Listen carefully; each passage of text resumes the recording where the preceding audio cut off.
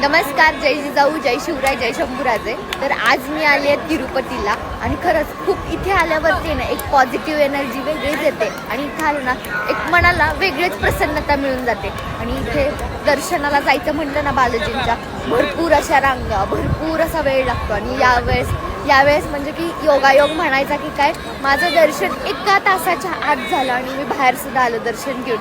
खरंच बालाजींचीच कृपा म्हणायची. आणि त्याचप्रमाणे इथे आल्यावरती कळतं की आपली संस्कृती आणि परंपरा कशी टिकवून ठेवायची.